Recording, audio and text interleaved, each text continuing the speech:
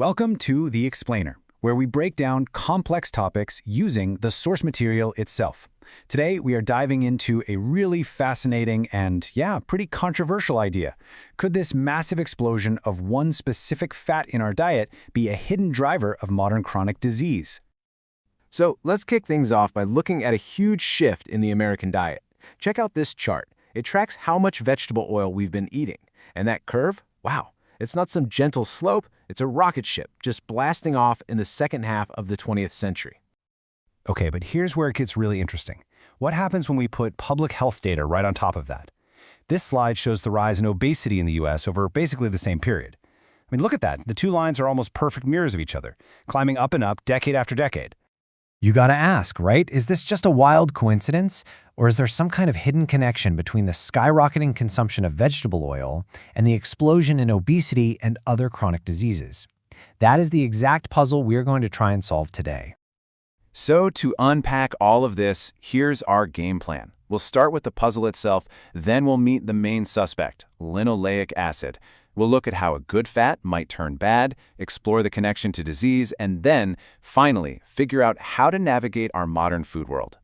So let's start with part one, this modern health puzzle.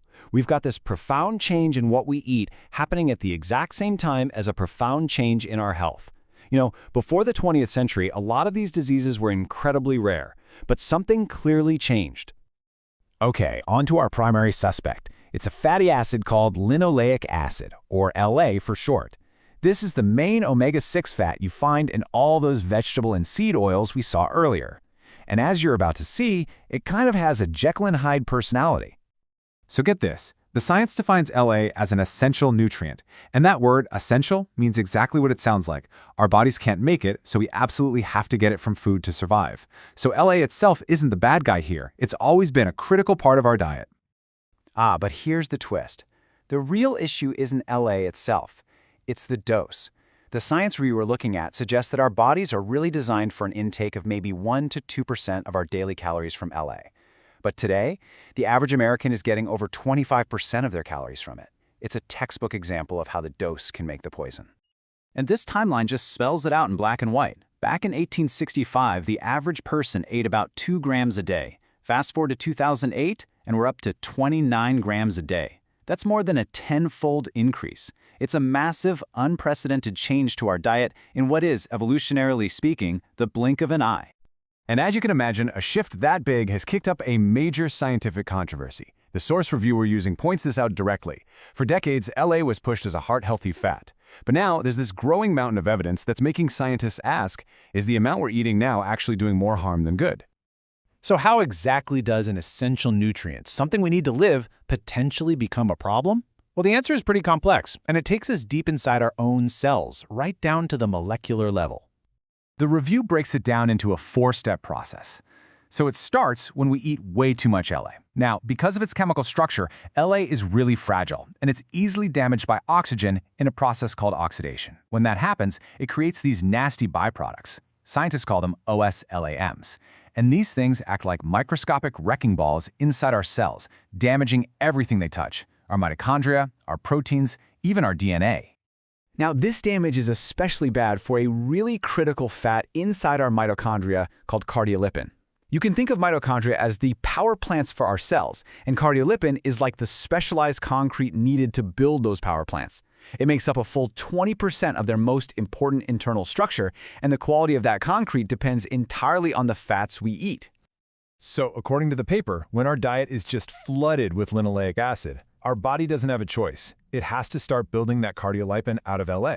And the problem is, LA is like a fragile, unstable building material. This creates leaky, dysfunctional power plants that can't produce energy very well and are super vulnerable to even more damage.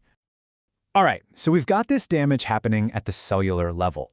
Now let's try to connect the dots to the big chronic diseases we're all worried about. And it's really important to say here, the science is still a work in progress, and honestly, in some areas, it's pretty conflicted. Now this is fascinating. This table comes directly from the source paper, and it really shows you what I mean. For just about every major chronic disease, heart disease, cancer, diabetes, you name it, there are studies suggesting LA could be beneficial and other studies suggesting it could be harmful. It really highlights just how complicated this all is and why the debate is still raging. All right, get ready for this. Check out this number, 680 days.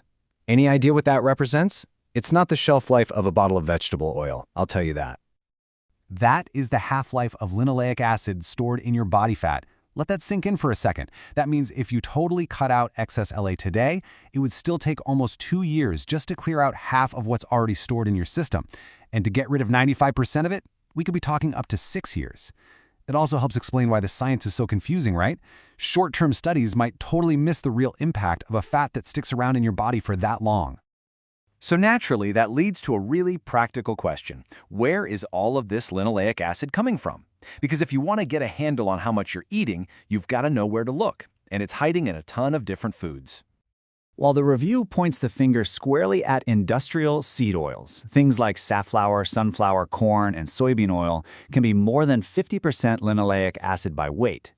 Compare that to more traditional fats like butter, tallow, and coconut oil, or even olive oil, which all have way, way less. But it's not just about processed oils, and this might surprise some of you. Even some whole foods that we think of as super healthy can be really high in LA. For example, walnuts and pecans are also over 50% linoleic acid. Now, the review notes that these probably aren't a big deal if your overall intake is low, but they definitely add to the total amount. So let's just boil this all down. What are the key takeaways here?